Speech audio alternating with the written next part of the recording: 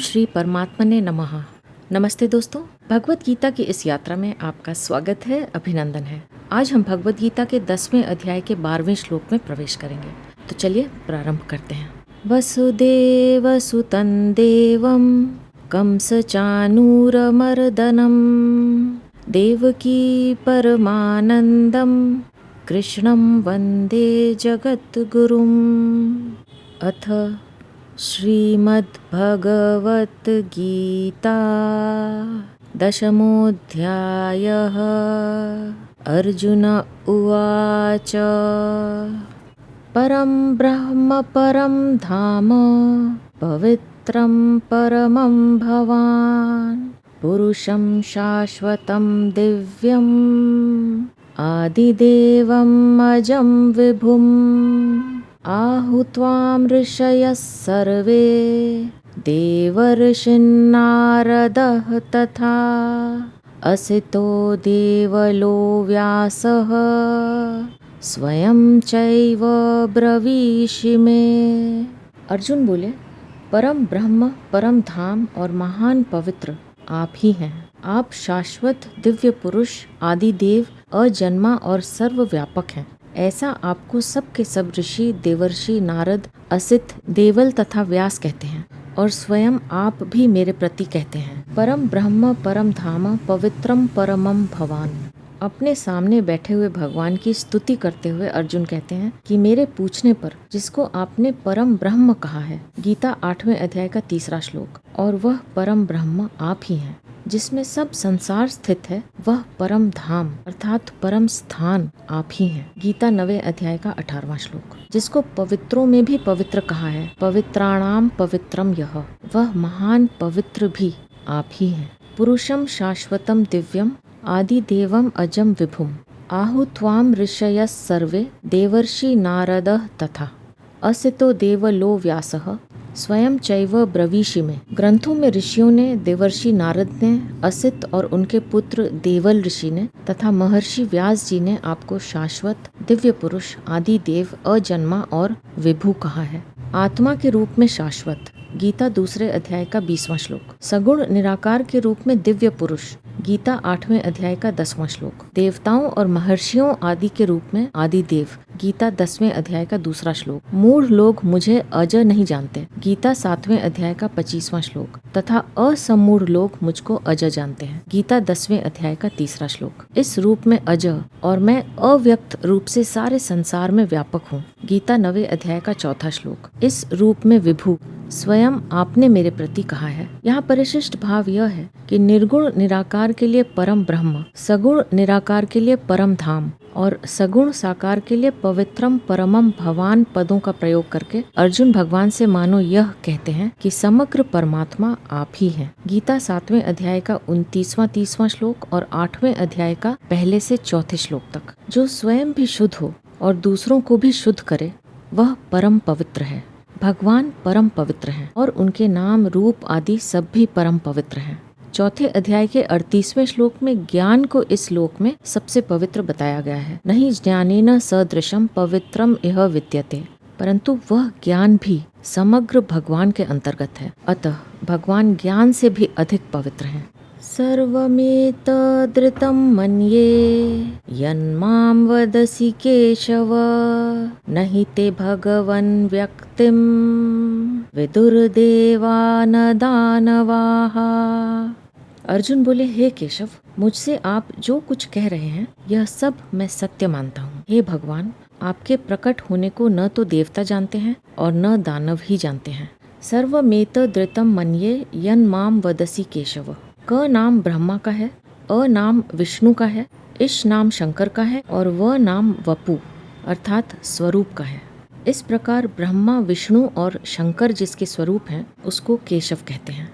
अर्जुन का यहाँ केशव संबोधन देने का तात्पर्य है कि आप ही संसार की उत्पत्ति, स्थिति और संहार करने वाले हैं। 7वें से 9वें अध्याय तक मेरे प्रति आप यत यानी जो कुछ कहते आए हैं वह सब मैं सत्य मानता हूँ, और एतत् यानी अभी 10वें अध्याय में आपने जो विभूति तथा योग का वर्णन किया है वह सब भी मैं सत्य मानता हूँ। तात्पर्य है कि आप ही सबके उत्पादक और संचालक हैं। आपसे भिन्न कोई भी ऐसा नहीं हो सकता। आप ही सर्वोपरि हैं। इस प्रकार सबके मूल में आप ही हैं, इसमें मुझे कोई संदेह नहीं है। भक्ति मार्ग में विश्वास की मुख्यता है। भगवान ने पहले श्लोक में अर्जुन को परम वचन सुनने के लिए आज्ञा दी थी। उसी परम वचन को अर्जुन यहाँ ऋतम अर्थात सत्य कहकर उस पर विश्वास प्रकट करते हैं। नहीं ते भगवन व्यक्तिम विदुर देवा न दानवाहा। आपने गीता के चौथे अध्याय के 5वें श्लोक में कहा है कि मेरे और तेरे बहुत से जन्म बीत चुके हैं, उन सबको मैं जानता हूँ, तू नहीं जानता। इसी प्रकार आपने 10वें अध्याय के दूसरे श्लोक में कहा है कि मेरे प्रकट होने को देवता और महर्षि भी नहीं जानते। अपने प्रकट होने के विषय में आपने जो कुछ कहा है वह सब ठीक ही है, कारण कि मनुष्यों की अपेक्षा देवताओं में जो दिव्यता है वह दिव्यता भगवत तत्व को जानने में कुछ भी काम नहीं आती, क्योंकि वह दिव्यता प्राकृत है, उत्पन्न और नष्ट होने वाली है। इसलिए वे आपके प्रकट होने के तत्व को, हेतु को पूरा नहीं जान सकते। जब देवता भी नहीं जान सकते तो दानव जान ही कैसे सकते हैं। फिर भी यहाँ दानवाहा पद देने का तात्पर्य यह है कि दानवों के पास बहुत विलक्षण माया है, जिससे वे विचित्र प्रभाव दिखा सकते हैं, परंतु उस माया शक्ति से वे भगवान को नहीं जान सकते। भगवान के सामने दानवों की माया कुंठित हो जाती है, कारण कि प्रकृति और प्रकृति की जितनी शक्तियाँ हैं उन सबसे भगवान अतीत हैं। भगवान अनंत हैं, असीम हैं, और दानवों की माया शक्ति कितनी ही विलक्षण होने पर भी प्राकृत, सीमित और उत्पत्ति विनाशशील है।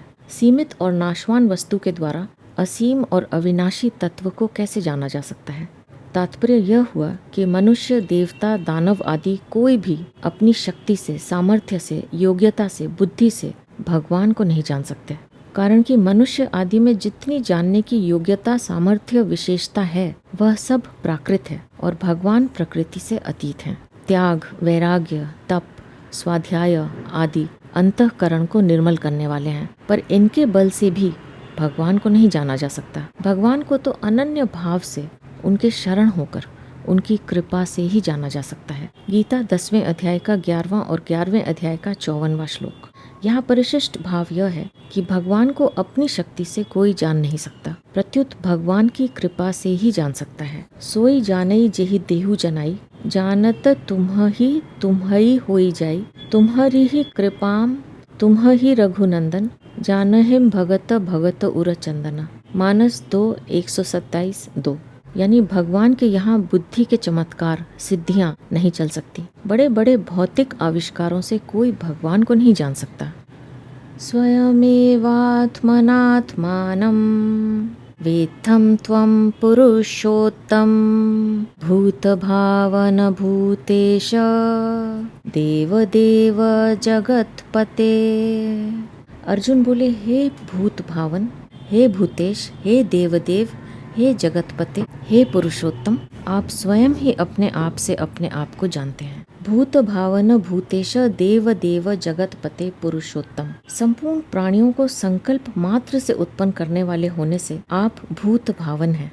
संपूर्ण प्राणियों के और देवताओं के मालिक होने से आप भूतेश और देव देव हैं। जड़ चेतन स्थावर जंगम मात्र जगत का पालन पोषण करने वाले होने से आप जगतपति हैं, और संपूर्ण पुरुषों में उत्तम होने से आप लोक में और वेद में पुरुषोत्तम नाम से कहे गए हैं। गीता 15वें अध्याय का 18वां श्लोक। इस श्लोक में 5 संबोधन आए हैं। इतने संबोधन गीता भर में दूसरे किसी भी श्लोक में नहीं आए हैं, कारण कि भगवान की विभूतियों की और भक्तों पर कृपा करने की बात सुनकर अर्जुन में भगवान के प्रति विशेष भाव पैदा होते हैं, और उन भावों में विभोर होकर वे भगवान के लिए एक साथ 5 संबोधनों का प्रयोग करते हैं।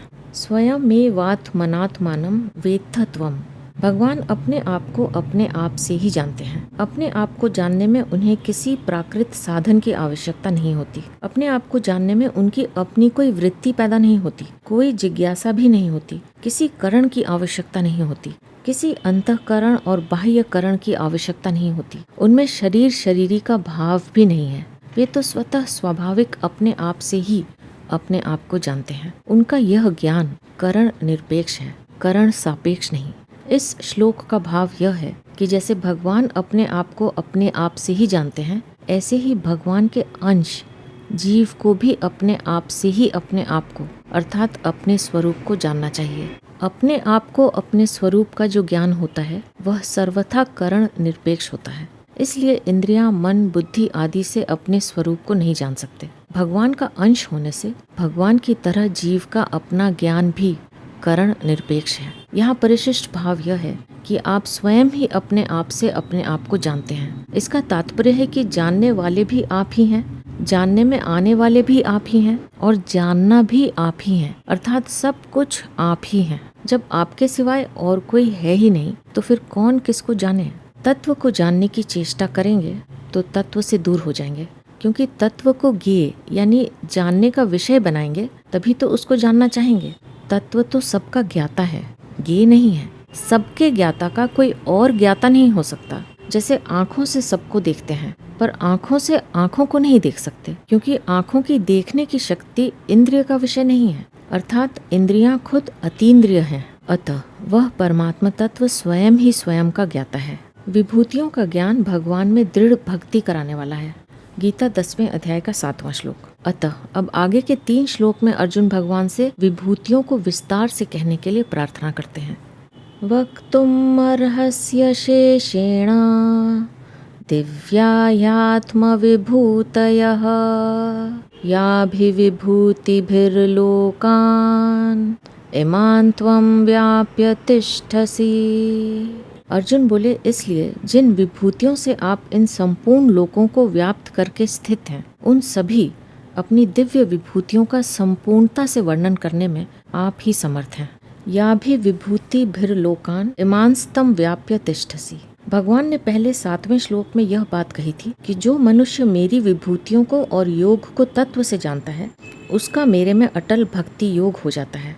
उसे सुनने पर अर्जुन के मन में आया कि भगवान में दृढ़ भक्ति होने का यह बहुत सुगम और श्रेष्ठ उपाय है, क्योंकि भगवान की विभूतियों को और योग को तत्व से जानने पर मनुष्य का मन भगवान की तरफ स्वाभाविक ही खिंच जाता है और भगवान में उसकी स्वाभाविक ही भक्ति जागृत हो जाती है। अर्जुन अपना कल्याण चाहते हैं और कल्याण के लिए उनको भक्ति ही सर्वश्रेष्ठ उपाय दिखती है। इसलिए अर्जुन कहते हैं कि जिन विभूतियों से आप संपूर्ण लोकों को व्याप्त करके स्थित हैं, उन अलौकिक विलक्षण विभूतियों का विस्तार पूर्वक संपूर्णता से वर्णन कीजिए, कारण कि उनको कहने में आप ही समर्थ हैं। आपके सिवाय उन विभूतियों को और कोई नहीं कह सकता। वक्तुम् अर्हस्य शेषेण, आपने पहले 7वें, 9वें और यहाँ 10वें अध्याय के आरंभ में अपनी विभूतियाँ बताई और उनको जानने का फल दृढ़ भक्ति योग होना बताया। अतः मैं भी आपकी सब विभूतियों को जान जाऊं और मेरा भी आप में दृढ़ भक्ति योग हो जाए, इसलिए आप अपनी विभूतियों को पूरी की पूरी कह दें, बाकी कुछ न रखें। दिव्या ह्यात्म विभूतयः, विभूतियों को दिव्य कहने का तात्पर्य है कि संसार में जो कुछ विशेषता दिखती है वह मूल में दिव्य परमात्मा की ही है, संसार की नहीं। अतः संसार की विशेषता देखना भोग है और परमात्मा की विशेषता देखना विभूति है, योग है। यहाँ परिशिष्ट भाव यह है कि अर्जुन भगवान से कहते हैं कि अपनी संपूर्ण विभूतियों का आप ही वर्णन कर सकते हैं, क्योंकि आप स्वयं ही अपने आप को जानते हैं। गीता इसी अध्याय का 15वां श्लोक। दूसरा आपको जान ले यह संभव ही नहीं है, इसी अध्याय का 2 और 14वां श्लोक। अतः आप स्वयं ही अपनी पूरी की पूरी विभूतियों को कह दें, जिससे मुझे अविचल भक्ति योग की प्राप्ति हो जाए। कथम विद्यामहं योगिं त्वां सदा परिचिन्तयन् केषु केषु च भावेषु चिन्त्योऽसि भगवन्मया। अर्जुन बोले, हे योगिन, निरंतर सांगोपांग चिंतन करता हुआ मैं आपको कैसे जानूं, और हे भगवान, किन किन भावों से आप मेरे द्वारा चिंतन में किए जा सकते हैं, अर्थात किन किन भावों में मैं आपका चिंतन करूं।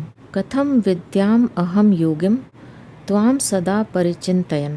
7वें श्लोक में भगवान ने कहा कि जो मेरी विभूति और योग को तत्व से जानता है वह अविचल भक्ति योग से युक्त हो जाता है। इसलिए अर्जुन भगवान से पूछते हैं कि हरदम चिंतन करता हुआ मैं आपको कैसे जानूं।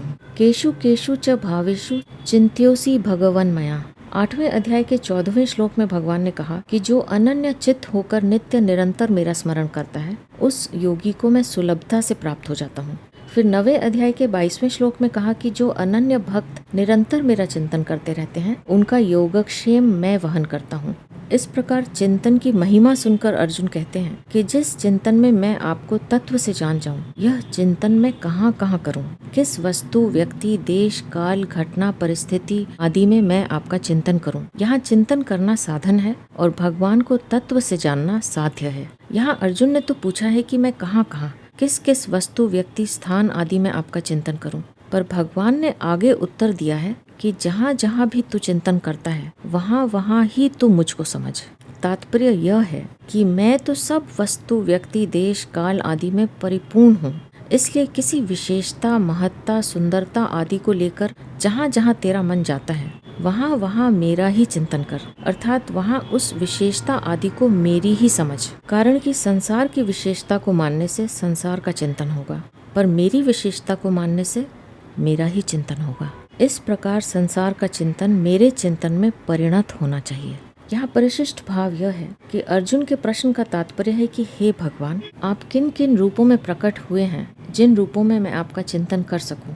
अर्जुन ने यह प्रश्न सुगमता पूर्वक भगवत प्राप्ति के उद्देश्य से किया है। अर्जुन साधक मात्र के प्रतिनिधि हैं, अतः उनका प्रश्न साधकों के लिए है। अर्जुन भगवान श्री कृष्ण को तो जानते थे, पर उनके समग्र रूप को नहीं जानते थे। उनमें भगवान के समग्र रूप को जानने की जिज्ञासा थी, इसलिए वे पूछते हैं कि मैं आपके समग्र रूप को कैसे जानूं, किन रूपों में मैं आपका चिंतन करूं। इससे सिद्ध होता है कि विभूतियां गौण नहीं हैं, प्रत्युत भगवत प्राप्ति का माध्यम होने से मुख्य हैं। विभूति रूप से साक्षात भगवान ही हैं। जब तक मनुष्य भगवान को नहीं जानता तब तक उसमें गौण अथवा मुख्य की भावना रहती है। भगवान को जानने पर गौण अथवा मुख्य की भावना नहीं रहती, क्योंकि भगवान के सिवाय कुछ है ही नहीं। फिर उसमें क्या गौण और क्या मुख्य? तात्पर्य है कि गौण अथवा मुख्य साधक की दृष्टि में है, भगवान और सिद्ध की दृष्टि में नहीं। विस्तरेणात्मनो योगम विभूतिम च जनार्दन भूयः कथय तृप्तिः शृण्वतो नास्ति मे मृतम्। अर्जुन बोले, हे जनार्दन, आप अपने योग, सामर्थ्य को और विभूतियों को विस्तार से फिर कहिए, क्योंकि आपके अमृतमय वचन सुनते सुनते मुझे तृप्ति नहीं हो रही है। विस्तरेणात्मनो योगम विभूतिम च जनार्दन। भगवान ने 7वें और 9वें अध्याय में ज्ञान विज्ञान का विषय खूब कह दिया। इतना कहने पर भी उनकी तृप्ति नहीं हुई, इसलिए 10वां अध्याय अपनी ओर से ही कहना शुरू कर दिया। भगवान ने 10वां अध्याय आरंभ करते हुए कहा कि तू फिर मेरे परम वचन को सुन। ऐसा सुनकर भगवान की कृपा और महत्व की तरफ अर्जुन की दृष्टि विशेषता से जाती है और वे भगवान से फिर सुनाने के लिए प्रार्थना करते हैं। अर्जुन कहते हैं कि आप अपने योग और विभूतियों को विस्तार पूर्वक फिर से कहिए, क्योंकि आपके अमृतमय वचन सुनते हुए तृप्ति नहीं हो रही है। मन करता है कि सुनता ही चला जाऊं। भगवान की विभूतियों को सुनने से भगवान में प्रत्यक्ष आकर्षण बढ़ता देखकर अर्जुन को लगा कि इन विभूतियों का ज्ञान होने से भगवान के प्रति मेरा विशेष आकर्षण हो जाएगा और भगवान में सहज ही मेरी दृढ़ भक्ति हो जाएगी। इसलिए अर्जुन विस्तार पूर्वक फिर से कहने के लिए प्रार्थना करते हैं। भूयः कथय तृप्तिः शृण्वतो नास्ति मे अमृतम। अर्जुन श्रेय का साधन चाहते हैं। गीता 2 अध्याय का 7वां, 3 अध्याय का 2 और 5वें अध्याय का 1 श्लोक। और भगवान ने विभूति एवं योग को तत्व से जानने का फल अपने में दृढ़ भक्ति होना बताया। गीता 10वें अध्याय का 7वां श्लोक। इसलिए अर्जुन को विभूतियों को जानने वाली बात बहुत सरल लगी कि मुझे कोई नया काम नहीं करना पड़ेगा, नया चिंतन नहीं करना पड़ेगा। प्रत्युत जहाँ कहीं विशेषता आदि को लेकर मन का स्वाभाविक खिंचाव होता है, वहीं उस विशेषता को भगवान की मानना है। इससे मन की वृत्तियों का प्रवाह संसार में न होकर भगवान में हो जाएगा, जिससे मेरी भगवान में दृढ़ भक्ति हो जाएगी और मेरा सुगमता से कल्याण हो जाएगा। कितनी सीधी, सरल और सुगम बात है।